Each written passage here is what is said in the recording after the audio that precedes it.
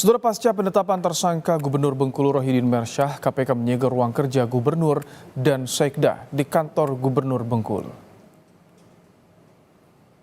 Ruang kerja Gubernur Bengkulu Rohidin Mersyah dan juga Sekda Isnan Fajri terlihat sudah disegel oleh KPK pada Senin pagi.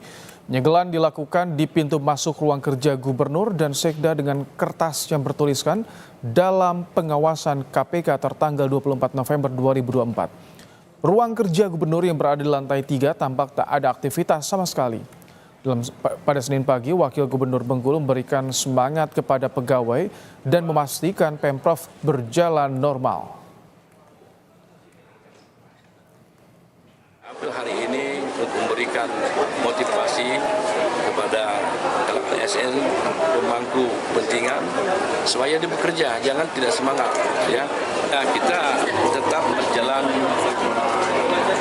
sesuai dengan aturan ya. Administrasi yang lain harus dilengkapi dan sebagainya. Saya kira Pemprov tetap akan berjalan ya. KPK telah menetapkan Gubernur Bengkulu Rohidin Mersyah sebagai tersangka dalam kasus pemerasan dan gratifikasi di lingkungan pemerintah Provinsi Bengkulu. KPK minta uang senilai 7 miliar rupiah. Rohidin diduga memeras anak buahnya selaku ASN Pemprov Bengkulu untuk kepentingan pilkada. Barang bukti uang tersebut berhasil dihimpun KPK dari 4 tempat yang berbeda, termasuk di rumah Gubernur Bengkulu serta mobil ajudan Gubernur Bengkulu. Atas kasus ini, Rohidin Mersyah berjanji akan bersikap kooperatif dalam menjalani proses hukum. Saya pastikan proses hukum saya sebagai calon gubernur ini akan berjalan sesuai dengan aturan dan saya juga akan bertanggung jawab dengan proses hukum ini dan sangat kooperatif dengan pihak KPK. Komisi Pemberantasan Korupsi merespons soal momen saat Gubernur Bengkulu Rohidin Mersyah memakai baju polisi lalu lintas saat hendak dibawa ke Jakarta usai menjalani pemeriksaan di Mapolresta Bengkulu. Direktur Penyidikan KPK, Asep Guntur Rahayu menyebut hal tersebut dilakukan sebagai bentuk pengamanan karena banyak yang mencari sosok Rohidin Mersyah sehingga polisi perlu melakukan kamuflase sehingga dapat membawa yang bersangkutan dengan aman. Makanya itu kemudian dipinjamkanlah rompinya gitu. Pinjamkan rompinya di sana ini dalam rangka kamuflase ya, kamuflase supaya tidak menjadi sasaran dari orang-orang yang ada di situ itu. Jadi tidak pada saat pemeriksaan tapi hanya ketika keluar kemudian ketika dalam kerumunan gitu. Setelah itu sampai di sini mungkin rekan-rekan kan lihat tidak menggunakan lagi kan.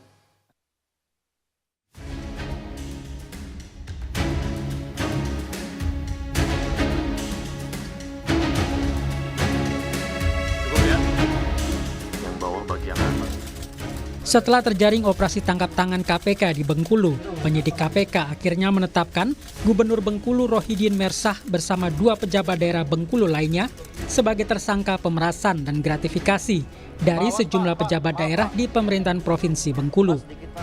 Dalam kasus ini, KPK menyita barang bukti uang senilai 7 miliar rupiah saat operasi tangkap tangan. Uang tersebut disita KPK dari 4 tempat dengan pecahan rupiah, dolar Singapura, dan dolar Amerika Serikat.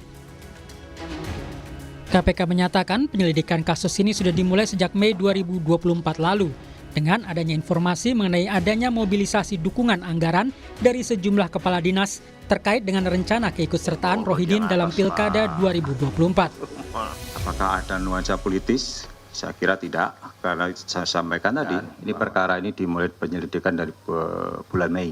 Ya, jadi sudah lama sebetulnya. Jadi proses penangkapan ini bukan tiba-tiba seketika ya, tetapi didahului dengan proses penyelidikan berdasarkan informasi yang diterima dari masyarakat.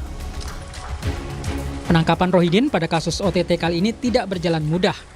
Rohidin Mersyah sempat berpindah dari satu lokasi ke lokasi lainnya, termasuk ke Bengkulu Utara dan arah Padang, Sumatera Barat.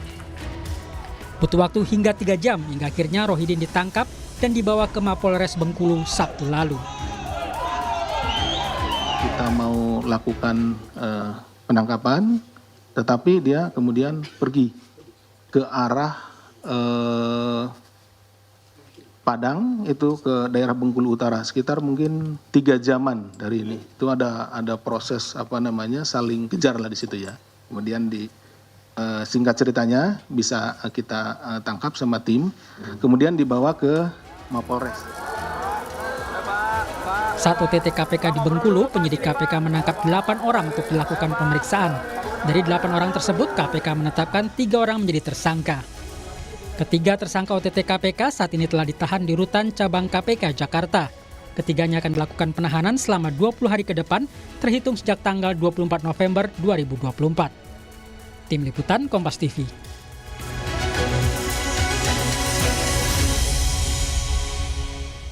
KPK menetapkan Gubernur Bengkulu Rohidin Mersyah sebagai tersangka pada OTT KPK, dugaan kasus korupsi pemerasan untuk dana kampanye Pilkada 2024. Apakah penetapan tersangka dalam OTT KPK ini masih merupakan cara ampuh mengungkap kasus korupsi? Kita akan bahas bersama dengan mantan pimpinan KPK, Saud Situmorang. Selamat petang, Pak Saud.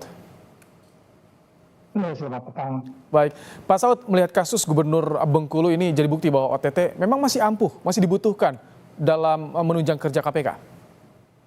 Itu sebenarnya perintah undang-undang kan, ya harus dijalankan. Gitu. Dan lepas dari perdebatan belakangan ini kan sudah menunjukkan bahwa keadilan itu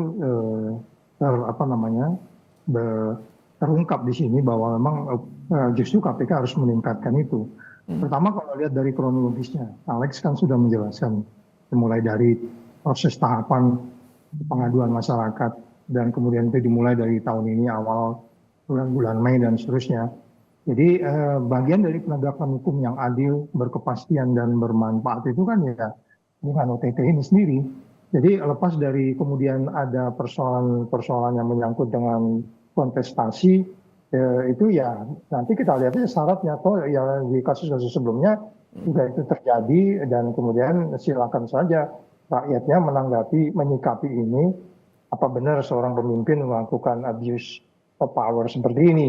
Bayangin aja hampir setiap satker diwajibkan untuk kemudian mendukung dia, kalau nggak mendukung bahkan bakal diganti. Itu apa pemimpin yang benar seperti itu.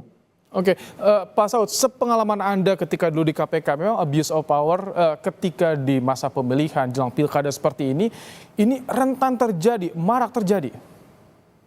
Iya, itu kemarin kan kalau kita katakan dimulai dari awal pengaduan masyarakat. Ada masyarakat yang punya keberanian untuk melaporkan itu. KPK juga nggak menyasar siapapun orang yang mau mengkontestasi, itu bagian dari demokrasi. Dan jangan lupa, dalam varietas demokrasi memberi kita nilai 25 bahwa cara kita berdemokrasi juga jelek.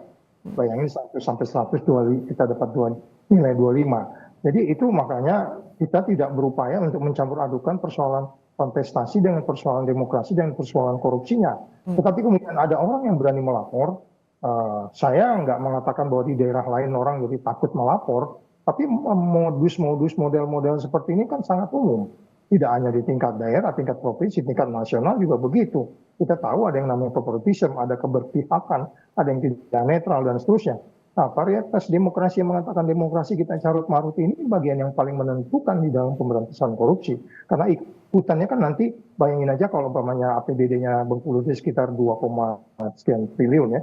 Itu kan sekian aja udah diambil-ambil kayak begitu kan. Nanti kan berikutnya udah bisa kita bayangkan berapa yang diambil dari APBD yang mereka miliki dari setiap tahunnya. Jadi sekali lagi sebenarnya ini setiap daerah harus memberitahu ke KPK seperti yang disampaikan oleh Alex, supaya kemudian KPK juga bertindak untuk mengambil sikap bahwa kalau memang negeri ini mau bersih, kalau enggak ya kita nggak tahu. Ini dari bulan Mei diusut, kemudian juga pungutan terhadap ASN yang merupakan anak buahnya. Mengapa ini bisa terjadi nih, Pak Saud? Apa yang Anda lihat dari sini? Apakah tidak ada mitigasi atau pencegahan? Oh, itu semua proses yang kita sebut sebagai politik cerdas berintegritas, itu kan sudah dilakukan. Dan itu kerjaan yang paling banyak dilakukan KPK. Tapi kan ketika kita datang, dia ngomong iya, tapi kan kemudian dia jalankan juga dengan metode transaksional seperti itu. Bukan anak buah sendiri yang harusnya bekerja loyal sama dia malah kan itu pasalnya pemerasan ya, selain gratifikasi. Anda bisa bayangkan, dan situasi ini saya pikir tidak hanya di Bengkulu. Kita bisa analisis ini, situasi ini sangat meluas di negeri ini. Dan itu sudah sangat dari awal kita sudah melakukan survei-survei sangat besar memang biayanya untuk kepala daerah untuk melakukan kontestasi. Saya pikir ini kita harus mengubah ke depan ini harus dihentikan kayak begini. Tapi kalau Anda melihat saat ini orang yang dipungut atau yang menjadi korban sudah mulai berani melaporkan. Oh ya, dan itu harapan kita, dan itu yang saya bilang kembali lagi, kalau Anda memberantas korupsi, syaratnya itu pertama Anda harus transparan, Anda akuntabel, terus kemudian bebas dari konflik kepentingan, berarti yang melaporkan itu dia nggak punya konflik kepentingan dengan bosnya, dia laporkan, baru kemudian adalah yang disebut sebagai peran serta, dan mereka sudah peran serta, dan berikutnya yang paling penting nih, ini orang-orang yang melaporkan ini harus dilindungin benar, karena selama ini banyak kan orang yang lapor-lapor gitu karirnya malah dimatiin kan. Apalagi kalau umpamanya yang menang nanti gubernur berikutnya itu pasangannya dia nggak akan dilantik lah karena dia udah prudent di KPK, nanti wakilnya ini kan bisa dititip, segala macam kemungkinan bisa terjadi. Jadi jangan-jangan ini juga bakal jadi batu pada yang melaporkan. Ini yang saya bilang kita harus melindungi semua orang sehingga ya mereka yakin kalau dia melaporkan peristiwa korupsi mereka akan dilindungi. Jadi ini banyak ini persoalannya, Mas. Harus dilindungi. Tapi biasanya ketika momen pilkada seperti ini, jika ada yang berkaitan dengan petahana atau kepala daerah yang sedang menjabat, ini semakin banyak laporan-laporan seperti ini biasanya, Pak Saud. Oh ya, tapi kan kembali lagi kita nggak bisa abuse power. KPK itu harus melengkapi informasi. Sekali lagi mereka sekarang cuma berapa orang. Wilayah Indonesia aja provinsi kabupatennya berapa banyak, ya kan? Jadi sekali lagi kalau memang kita mau resources di KPK itu dikembangkan, lepas dari persoalan di KPK yang terkait dengan undang KPK dan seterusnya, dan katakanlah bahwa untuk kita mengoptimalkan ini KPK belum bisa merespon dengan cepat, karena ada kaitan juga dengan kelengkapan bukti, karena ada juga orang melapor sangat minim sehingga perlu pendalaman. Ini seperti ini kan dimulai dari bulan Mei untuk kemudian bisa meyakinkan bahwa peristiwa pidana yang terjadi dan terulang kembali. Jadi Anda bisa bayangkan kita harus mendeploy berapa banyak orang ke daerah, kalaupun laporan-laporan di daerah masuk. Jangan-jangan di KPK sudah banyak laporan, dan saya yakin sudah banyak itu, karena memang biasanya sampai 8.000 surat kok itu per tahun itu. Tapi kan itu sekali lagi resource-nya KPK terbatas, itu yang kita harapkan. Mau nggak kita secara serius memberantas korupsi di negeri ini? Atau kalau enggak ya seperti ini, kita hanya sepotong-sepotong gitu ya, piecemeal gitu aja. Baik, terima kasih untuk pandangan Anda mantan pimpinan KPK Saud Situmorang dalam program Kompas Petang sore hari ini.